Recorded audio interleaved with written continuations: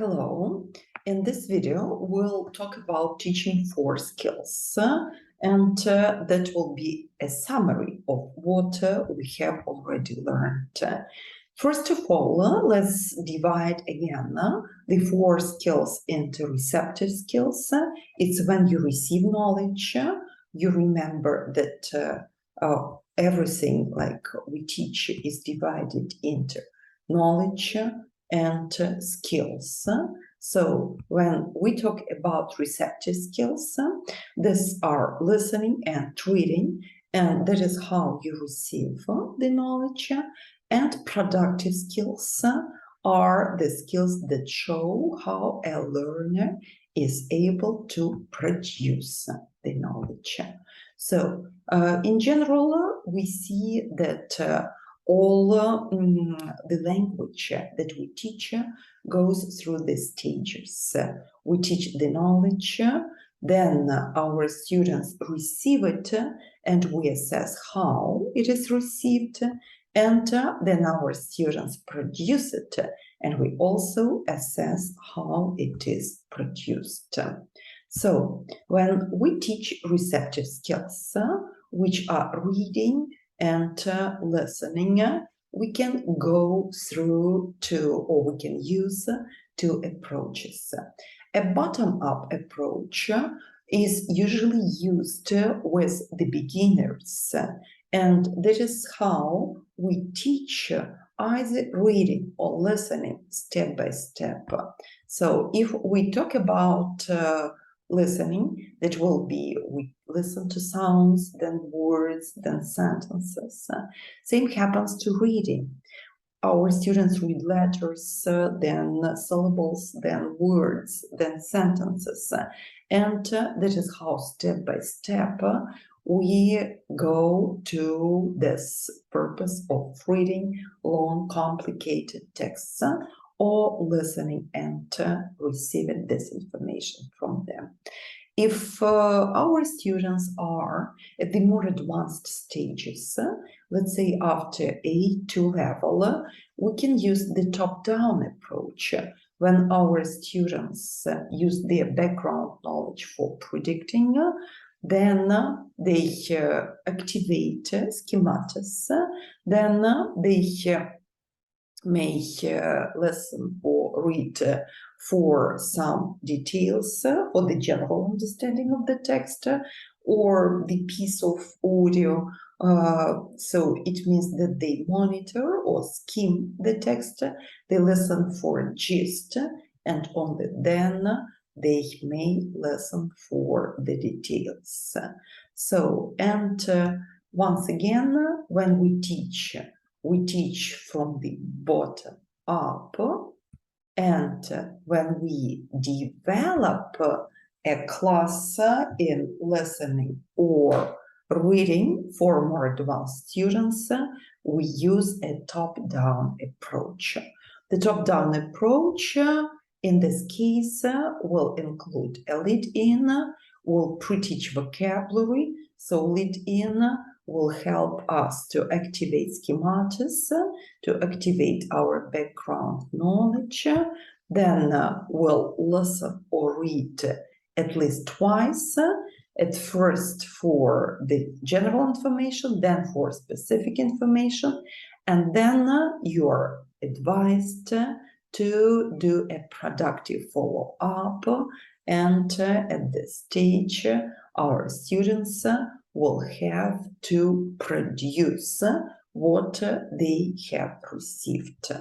So again, this way will go through knowledge, receiving, and producing the language. A more difficult but of skills are productive skills.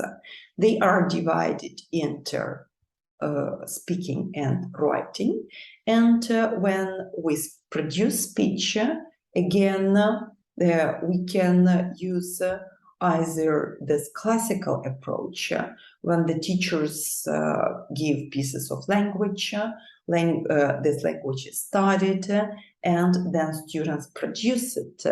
But as you have probably understood, That's not the way that our students learn. It can be good for accuracy development.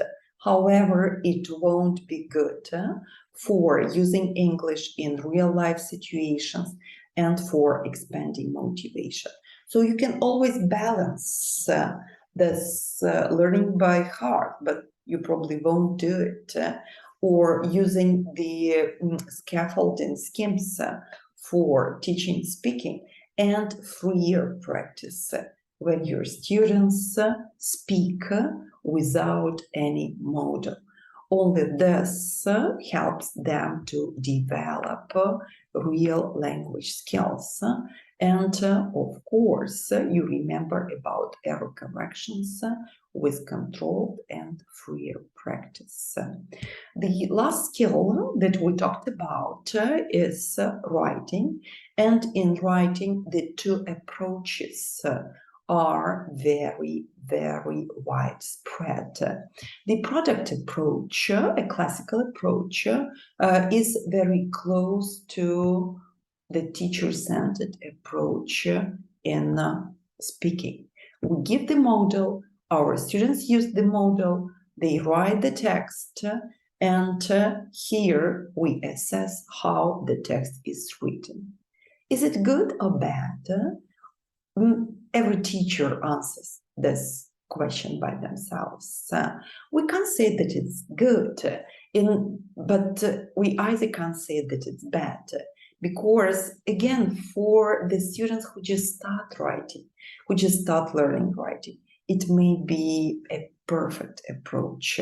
However, when your students have a level of English A2 and up, and you want to raise their motivation, you want to develop their language skills, you will probably use the process approach, because your students produce ideas by themselves, they organize these ideas by themselves, they write drafts and do peer correction. And that is how they develop this piece of writing as a process. And while doing it as a process, their language improves. So again, balance and think when it is more important to be used. And use any type of error correction that you like, but remember again that if you use the process approach, you will probably need to introduce these symbols before your students start error correcting. So once again, here we talked about the 4 skills. We talked about this usual scheme for developing the language ability, how our students speak. Knowledge, we receive it, and we produce it. And this is very important. I wish you good students, and I hope that all of them will be able to use their skills in speech production. Thank you.